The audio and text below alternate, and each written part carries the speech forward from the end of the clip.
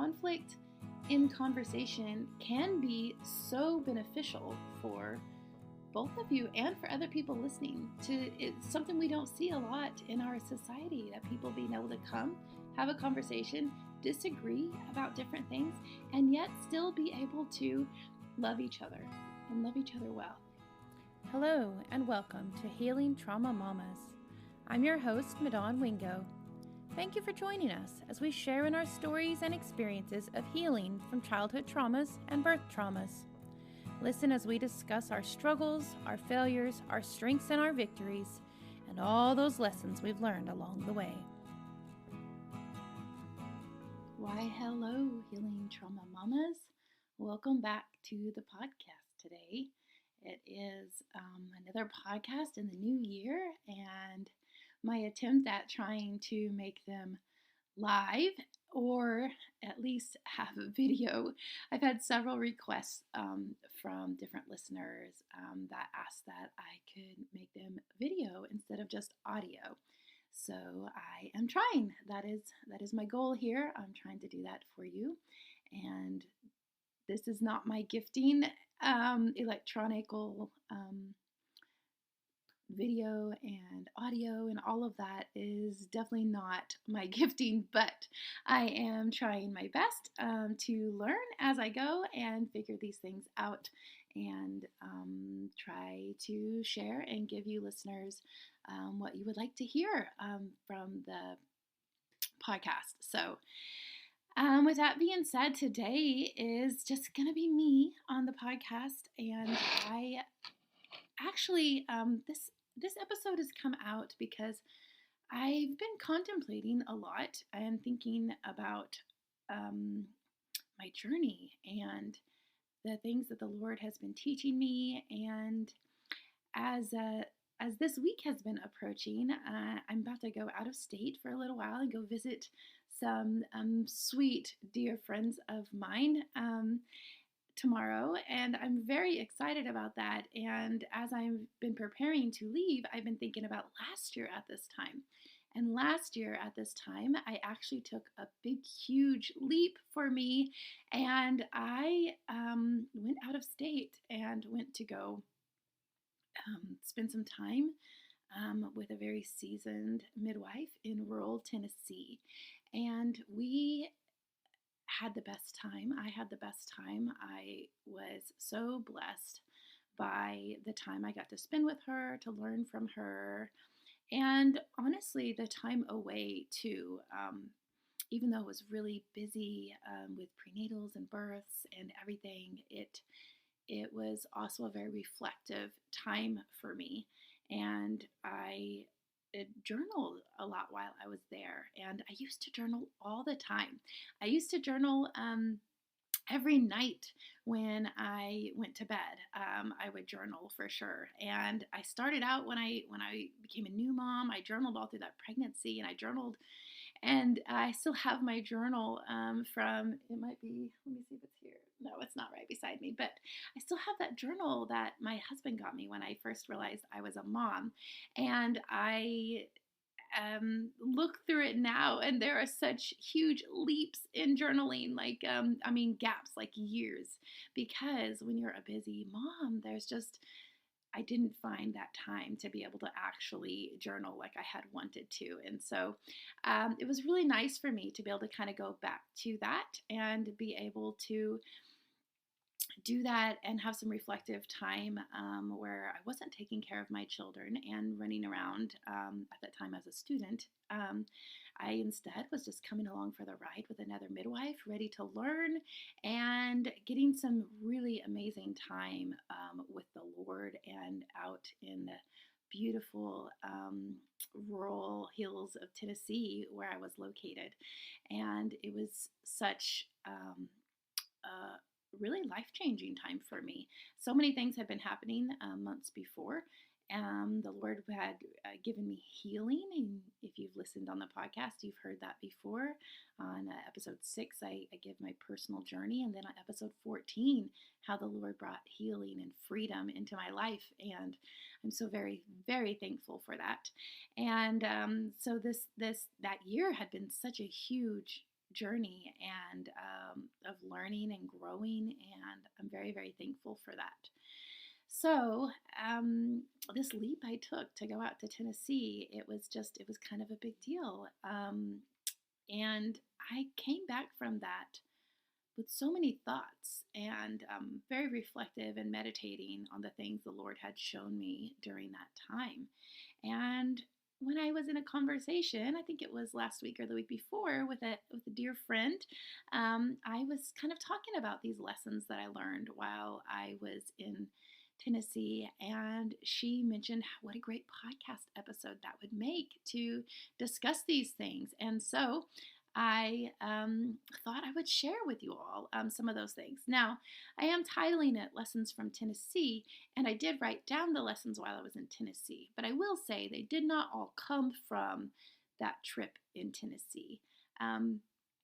Several did, and it was wonderful, but some of it was just from my reflection and prayer and meditation with the Lord while I was there, and thinking about the years as I was drawing to a close on becoming a midwife, and my journey as a student was coming to a close.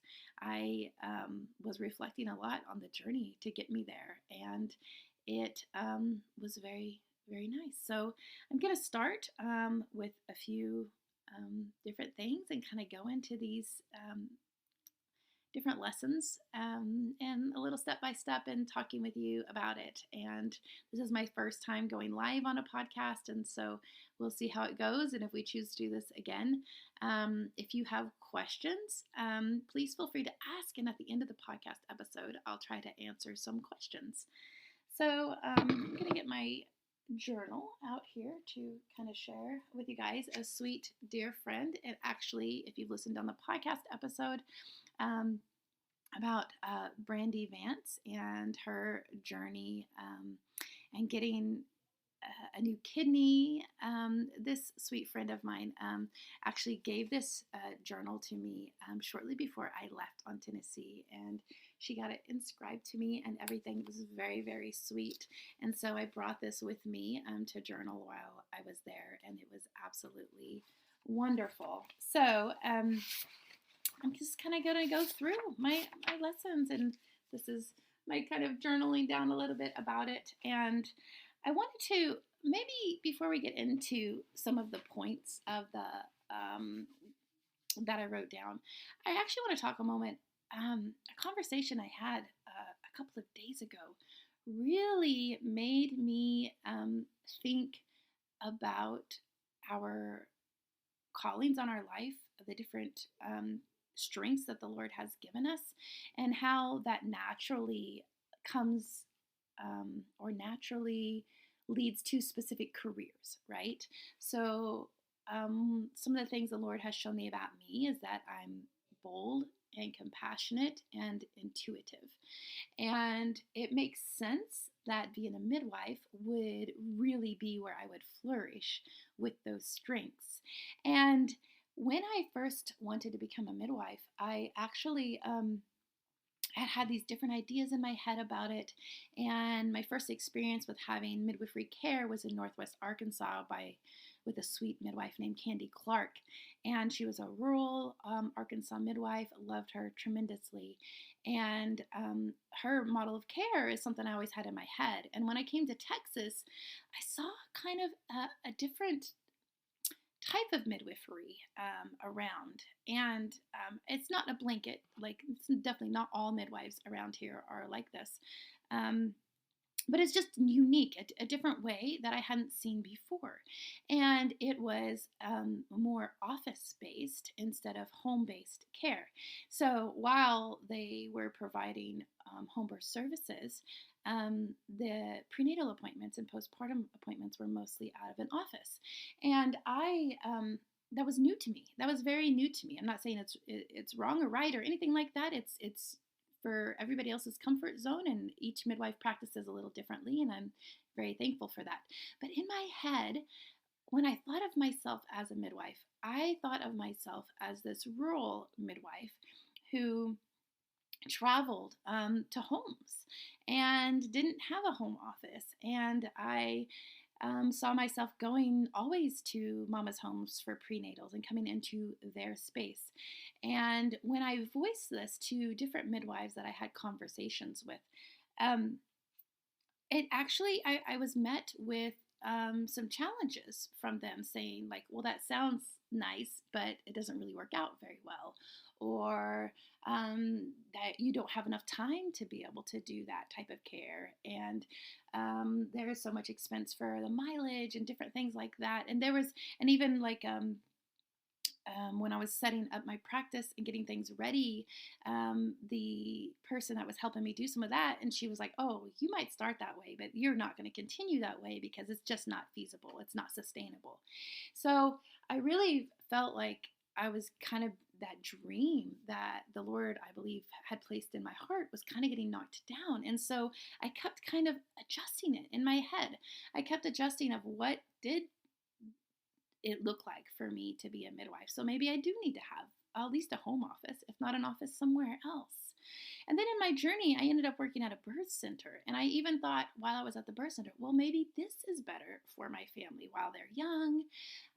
So then I have really set off call time, and I'm less time I'm gone away from the house and different things like that. And so then I started, as I reflected on this a couple days ago, I realized I actually started compromising the vision or the dream that the Lord had given me about the calling on my life. And I didn't even realize that till a few days ago exactly. And it is amazing lately what I have been seeing as I've realized, what the Lord was really calling me to. And He closed some doors to where the things that I was going to compromise and do didn't work out. And that really helped me dive into, like, well, wait, how did I really want this to go? What did I really see as a midwife? How did I see my days? How did I see the way I practiced? And as I've been diving into that, and I started my practice back in September, um, it has been outstanding to really walk into what He has called me to. And that is being that rural midwife and going from home to home and bringing my children along with me for the ride, because just like homeschooling is part of our life, it's something that we just do along with life. It's not separate from it. I feel like midwifery is that as well. And I've been getting to see that, and it has been wonderful. And the Lord putting me on this journey to go to Tennessee is actually what showed me that vision again. And I'm extremely thankful for that, and thankful for Cheryl Schaefer, who offered for me to come and stay with her and learn from her for the month of February last year. So I got to see a rural midwife in Tennessee doing all home visits, and how that was carried out. And my heart just soared when I got to do it. And now, as I'm getting to do that and practicing that way myself, when I go out each time, I feel that. I feel my heart, my spirit just soaring with knowing that this is what I'm supposed to be doing. This is what it looks like. And so you can see how this journey to Tennessee was such a pivotal moment for me in my journey and learning and maturing and reflecting on some things. So just a little setup about these lessons from Tennessee. So I'm just going to start. They're in no particular order. They're just things that I wrote down, and just kind of going to let you think on these things as well. And in the work that I do, I find that these are applicable for any work that you're in. There's only one that is specific to birth work or to mamas. The rest are all very, like, wherever you are at, where the Lord has placed you right now, I feel like they're very applicable. So I'm going to start with the first one, and that is a breath and a pause before responding is beneficial for everyone.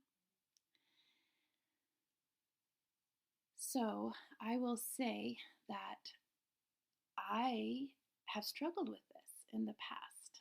I have not been as thoughtful or prayerful before responding to somebody. And whenever my husband and I were newly married, our church, my husband had a cousin that was attending that church. And he frustrated me, and he shouldn't have, but he frustrated me. And the reason was because when he spoke, he would have long pauses in between talking. So you would ask him a question, and he would give part of the answer, and then have this long pause, and then give the rest of the answer, and then have a long pause. And for me, I was like, spit it out. I want to hear what you have to say. But these breaks and these pauses are frustrating me, and I didn't appreciate them at all.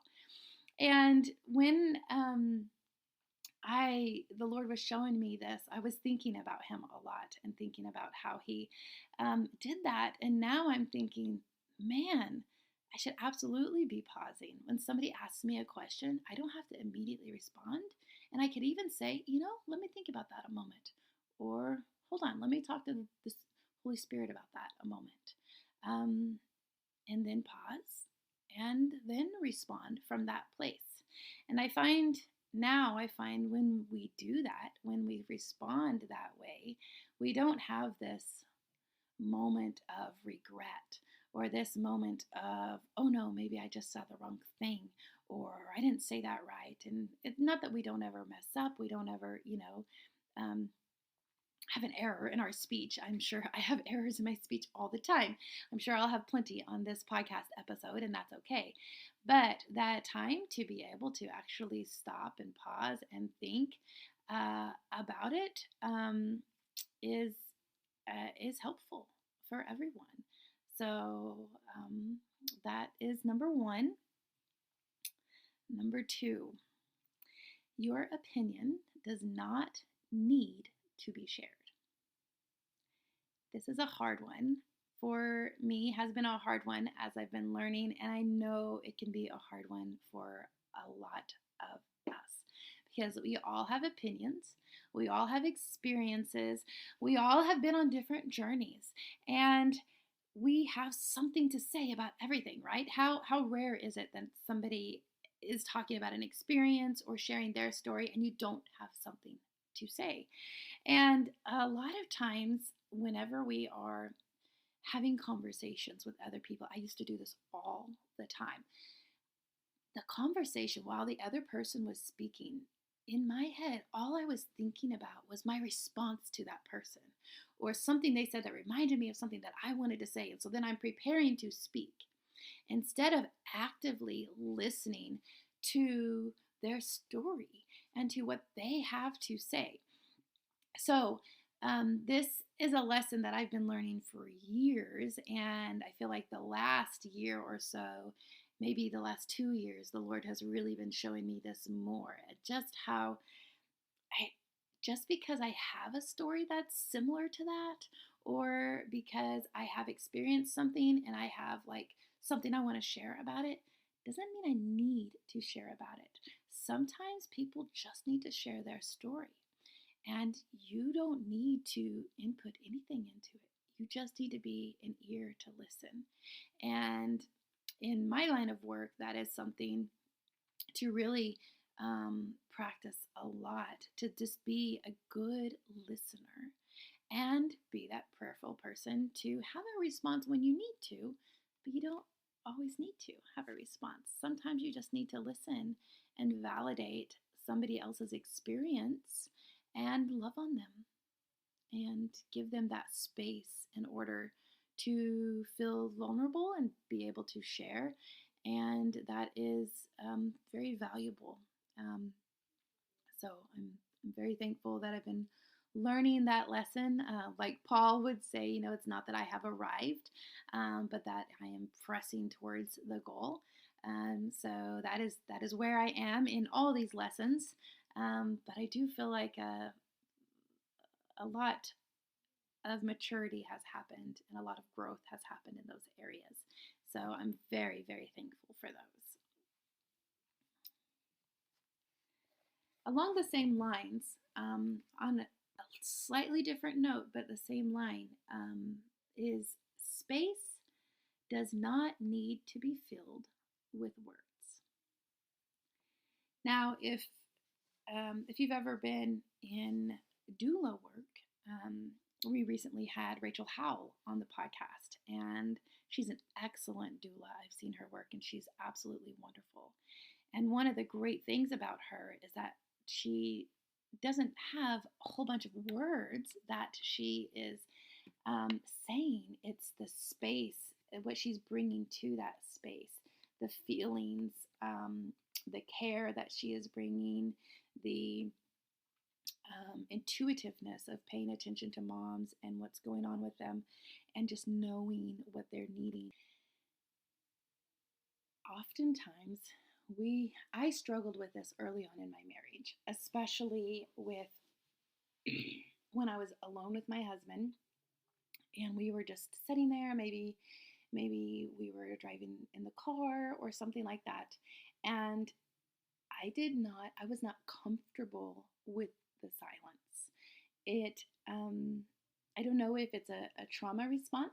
So if you've had trauma and you felt the same way, let me know if that's something that you have struggled with as well. But I did not feel comfortable in a space with a person who wasn't speaking.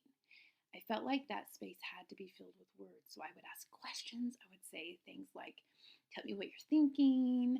And then if my husband would say, oh, nothing, I'd be like, that's a lie. I've got a million thoughts going through my head right now. How are you not thinking about something specific at this moment? So it was really hard for me to be like, is that really true?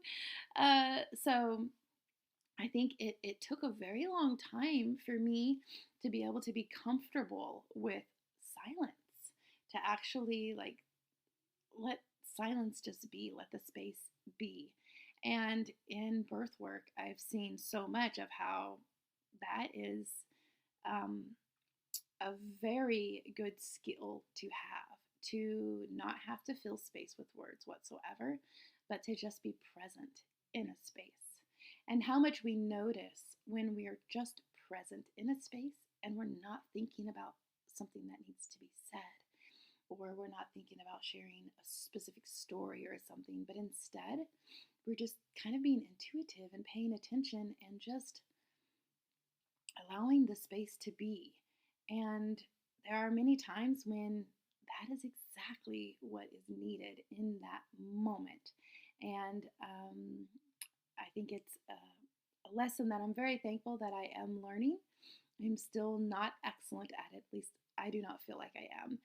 But I do feel like I am getting there and getting better at it, and really pressing into that, to just set, along with the pausing before I respond, right? To just set in a space and just allow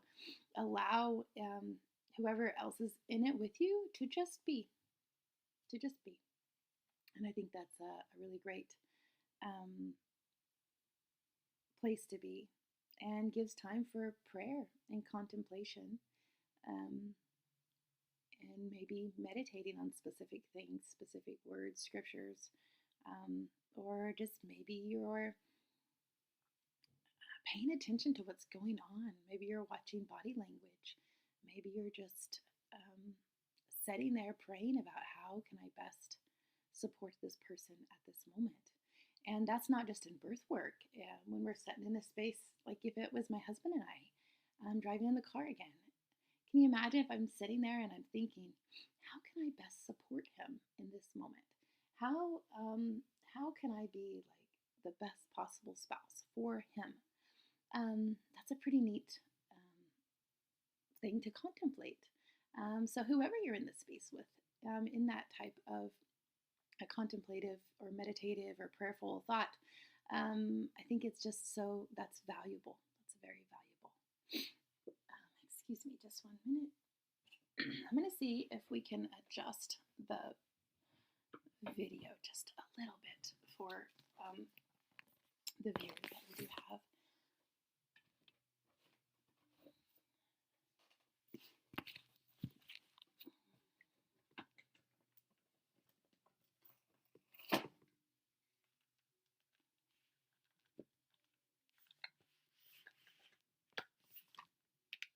There we go. Now we're back better. Okay, so next lesson. This is one that has been a journey to try to pursue. And I think it is one that you would continue to pursuing. So whatever you do it with intention. So I find this lesson that I wrote down challenging at times. Because in our fast-paced world, in our world of just scrolling through things, right? And having constant, like going from here to there to there to here, we a lot of times miss the intentionality. Like, how many times have you said, oh, I'm going to go do this specific thing? Like maybe on Instagram, I was going to go and I wanted to post something for everybody real quick. And I go to jump on Instagram to post it, and then I get distracted, right, by all these different things. Or I go to look something up on the internet, and I get distracted by all these different things. Or I have intention for the day that I'm going to go do something else. And then all these other things come in, and then maybe I'm half-heartedly doing them. But being able to do things, like maybe I set aside time to have, to sit down with one of my daughters to chat. Being very intentional about that moment and not being distracted by my phone or by a notification that popped up or by other things around me, and really giving that person my full attention, I think is a valuable characteristic for us to really learn how to do. And so, like, if I'm going to go in my kitchen and I'm going to make sourdough bread, I'm going to give my full attention to that sourdough bread, and I'm going to do, and I'm going to just enjoy that moment. And if I'm going to go take a walk, sometimes I walk and talk on my phone, so that I'm very more intentional about talking to the person on the phone, so I'm not distracted by everybody else in my house.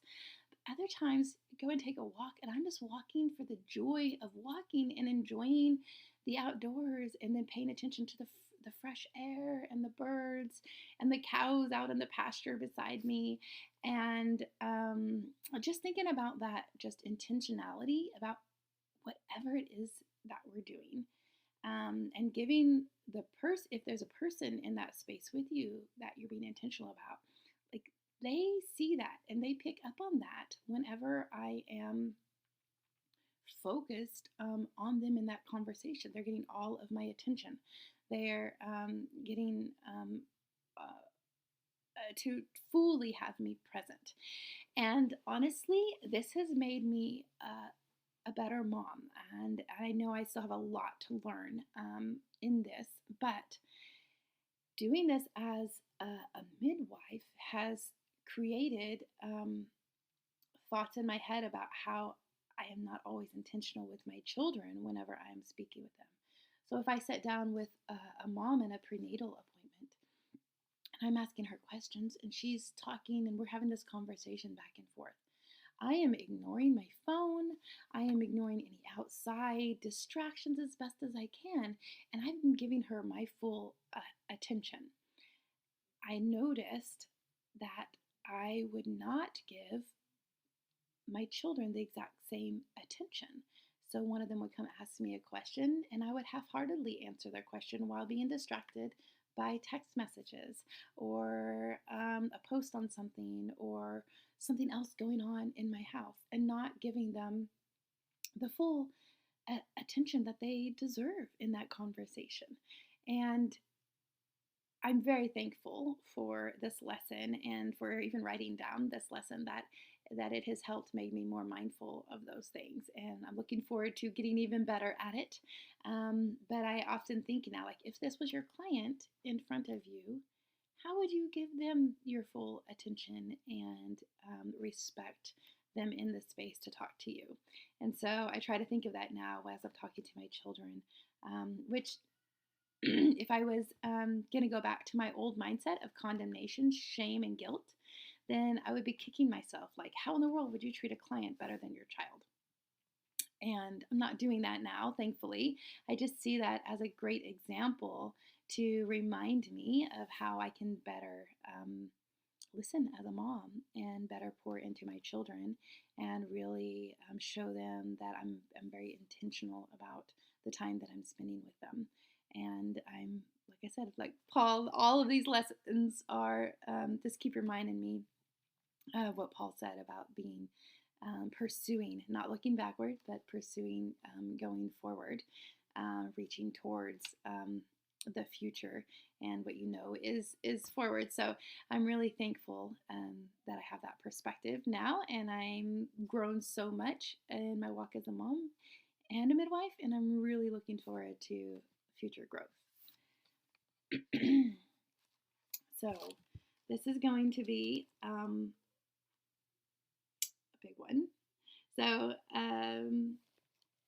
our actions and our words come from our perspective, and so does theirs. Oftentimes, when we have conversations with people, we're not thinking about the perspective they are coming to the conversation with. We're just thinking about our perspective. And so it is a really interesting way to come into a conversation, to be thinking about what their perspective might be coming to that conversation. Because I think, well, my perspective is valid, right? I know that how I've gotten to this perspective. And to me, it's the right perspective, right? But to stop and think, like, how they got to their perspective is valid too. Even if it is like completely opposite of yours, it's still valid that they've gotten to that point with that perspective. And it really helps you to be able to have better responses for questions and conversations with people when you can stop and think, like, okay, I hear their response to that. What perspective must they have in order to be able to get to that response? And if you stop and think like that, it actually will help you to respond to them better, to have a better conversation, to have a more fruitful conversation, especially if you're having a conversation about something you don't agree about. To be able to have a conversation like that where you have completely different perspectives and you're able to come from a place of, okay, I know how I got to my perspective. I want to learn more about how you got to the standing you are or position in this specific thing. Like, what perspective are you coming from? Let's talk about that so I can see and I can really gain more knowledge about you and who you are and your beliefs and your journey to get to this place. So I find that is just such a neat way to be able to come into a conversation. And so many people get anxious, especially people who have had trauma in their past, because obviously this is a healing from trauma podcast that we talk about. Personally, I used to have, if I felt a conversation like we were coming from different perspectives and I disagreed with the person in front of me, I would physically get shaky and immediately want out of the conversation because I did not know how to have a good conversation with somebody when we had opposite perspectives, or we were opposite about a specific thing, right? I mean, it could be minor, like maybe blue is my favorite color and green's their favorite color. I mean, like something that simple. I'm just using as an example. But say they were very, very adamant. Just that conflict, just that little bit of conflict between would have caused me to have shakiness, would have caused my voice to get shaky, even my jaw to start shaking, have these real physical symptoms come up. Because for me, I was raised walking on eggshells all the time, and I couldn't voice a different perspective, a different opinion, a different thought or idea because I was punished for that or reprimanded for those things. And and I was would have these real physical symptoms come on, what would be called a trauma response from any type of conflict in a conversation.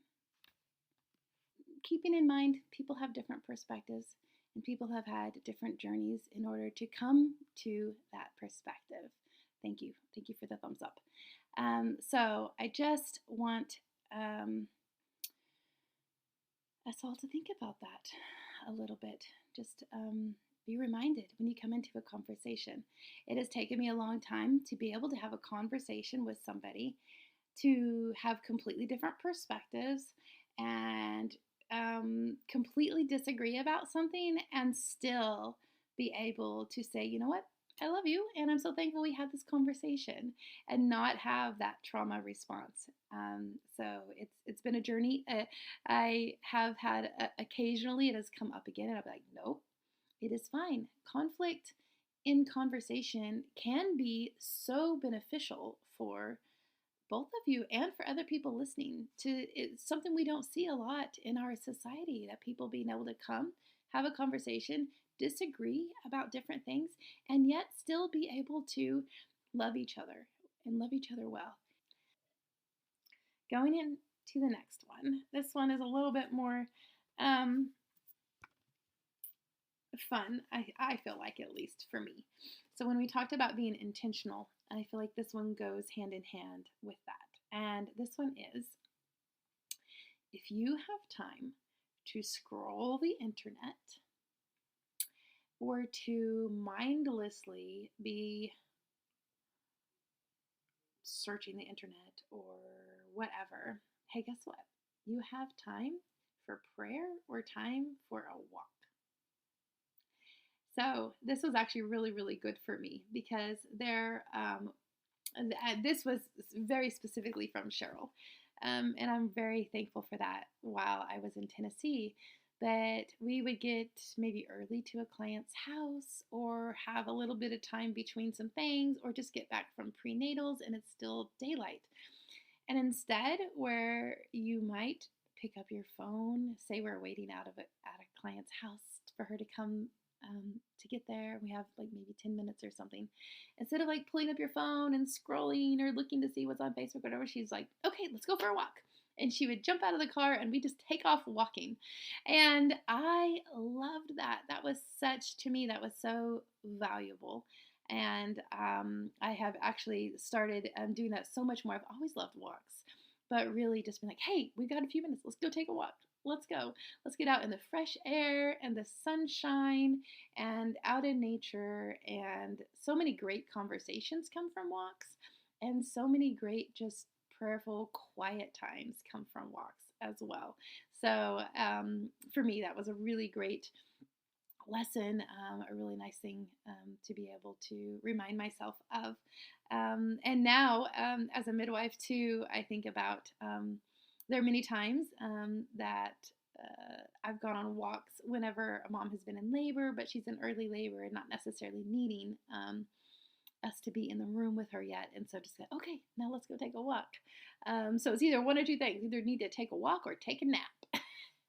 And for me, taking a walk is so much easier than taking a nap. But I will say I did learn that from Cheryl as well, that if it's early and you've got time and you don't need to be doing anything, rest.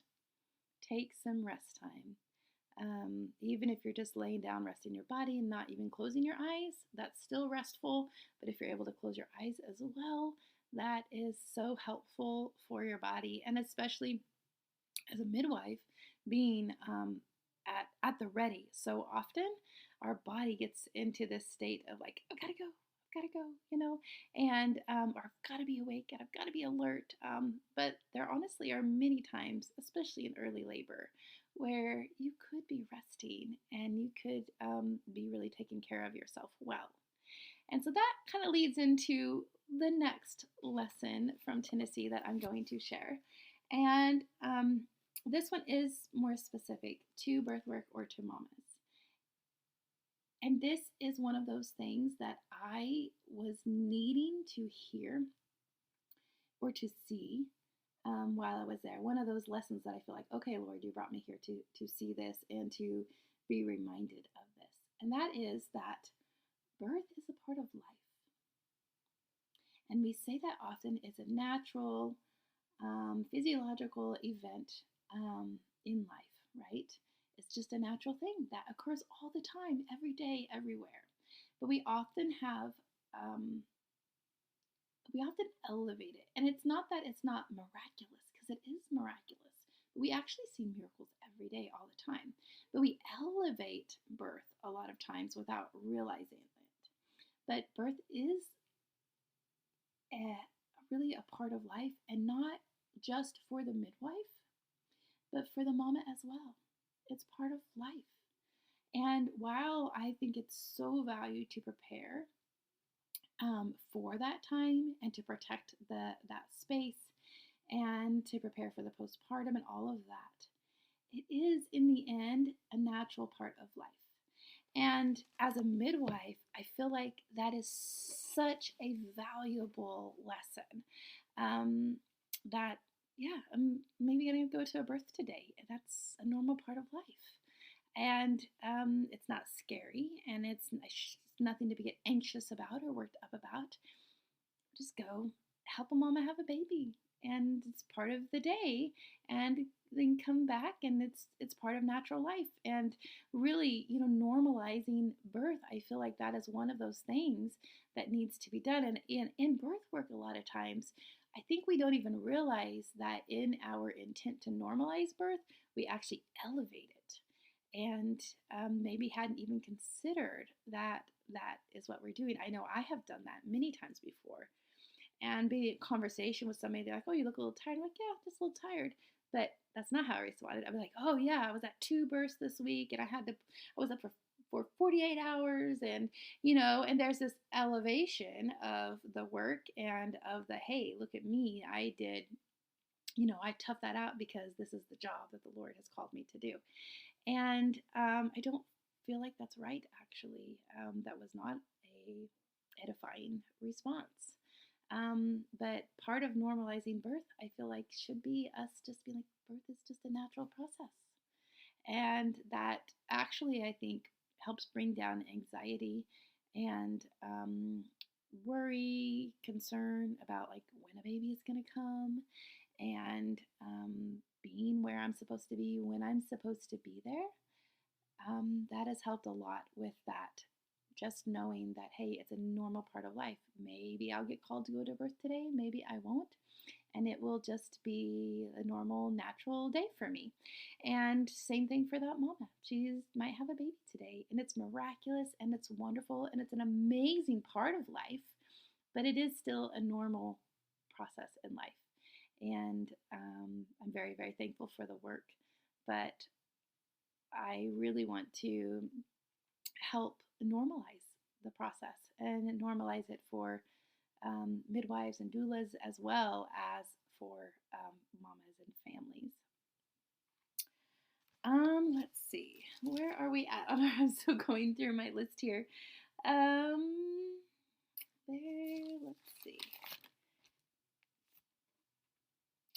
Okay, so this is kind of, I think it's the last one. I think we've gone through most of them that I have on my list. I know there are more, and if you would like to comment, let me know, or send me a message after you've listened to this podcast. What's some lessons that you have learned recently? I would love to hear them. I would love for you to share them. And this last one is, it is what it is. Don't make it something else. I find this very valuable in all kinds of settings. We can have a tendency to really, as a midwife, we're supposed to look at the full clinical picture and the woman as a whole, and look at everything. And yes, that's very valuable. Yes, we are supposed to do that. But I was just talking with somebody yesterday, but there's value to just looking and realizing, hey, guess what? Mama's just tired. She just needs a nap.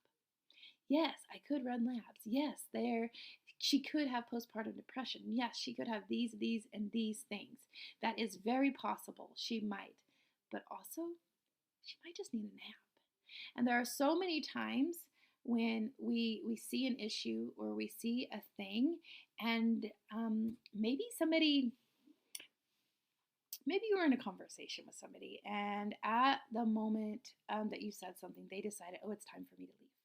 Okay, let's just do this, because we're going to talk about people who have trauma responses to things and how they might respond. So the old me would probably respond after that person left. I would be asking myself, what did she not like that I just said? She must disagree with me about that particular thing. Oh no, I made her mad. She's upset at me now. And I would have all these things going on in my head. But guess what? It is what it is.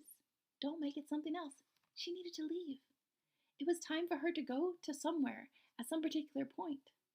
I don't need to try to add in all of these things. That's not going to be helpful for me. And that's not going to be helpful for my relationship with that person. So just reminding yourself that it just is, they said they need to leave. Okay, I'm going to take them at that. Somebody said they're okay with something. Okay, I'm going to believe them at that. And I'm not going to try to add in all these things about it, which is a normal, I say normal, which is a typical trauma response, to add in all of these things. I remember I used to walk away from every single conversation that I had, second guessing every single thing I said and questioning everything that they said from a perspective that I wasn't good enough, I was a failure, I didn't do the conversation right, I said something that upset them. And this is what would happen. This is exhausting, by the way. This is what would happen after every conversation with somebody. And it is not good. It causes so much stress in your body, and it would cause me to think horrible about myself, and then sometimes even about that person. But most of the time it was at me, and it was me second guessing myself, me questioning who I was, even in that conversation, me questioning the things I said, and then me attacking myself for those things, instead of just getting to enjoy that conversation and then recognizing the things that they said was just at what they said and nothing else. So I have found this lesson. I think Cheryl is the one who actually said, well, it is what it is. Don't make it something else. And I really thought, oh, that's what that is. That's the way to say that. Like, let's not turn things into something that they are not. Let's just be in the moment, and let it be that somebody says, no, I'm not mad at you. Then believe them. They're not mad at you. Okay? Don't then question from a trauma response like, oh yeah, they're mad at me. They just didn't want to tell me because people won't tell me to their face. But I know she's actually mad at me because this, and this. And that's a terrible way to live. And it will not help your relationships with people. And from my personal experience, just reminding myself, and I will say this several times, and I know working with Jennifer that she's heard me say this many times. I'm just like, it is what it is. We're not going to turn it into something else. We're just going to let it be what it is, and then set and wait until it shows us something else. And I think that's a very valuable place to be, that we learn a lot in that spot.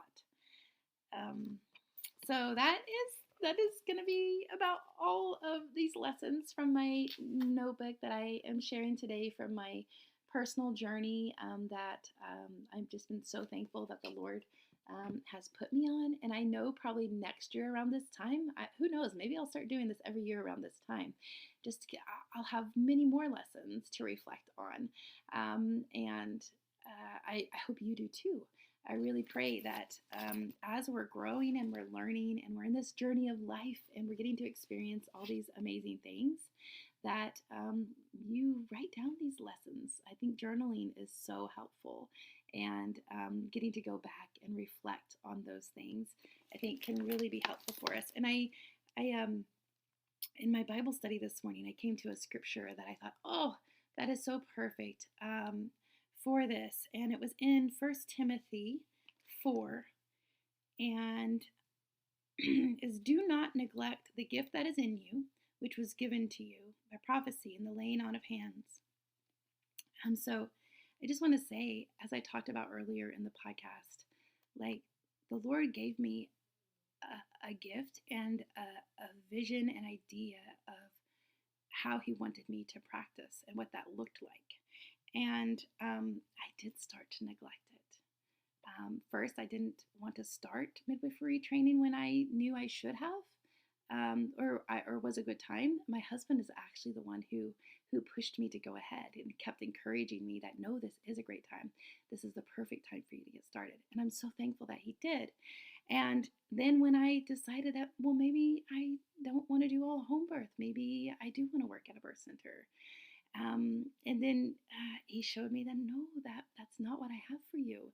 And even though this idea that I had of being a rural midwife to go and do all home visits and always come into somebody else's space where I'm the outsider and they are not. And I think I didn't talk about that as much as I wanted to before, but really the value of coming into somebody else's space, I think there's a lot of things that can happen, but one of the things is that they're so much more open to for the conversation and not feeling as guarded because I'm the outsider, not them. They're not coming into my home or to my office area where maybe they're not as comfortable. And you can have some amazing comfortable spaces. Promise you, I am not knocking anybody's office space. And if that's the way that you're supposed to practice, you go for it and you enjoy it. Absolutely. I just knew it was not the vision that the Lord had given me for me to practice in the full calling that He gave me for my journey.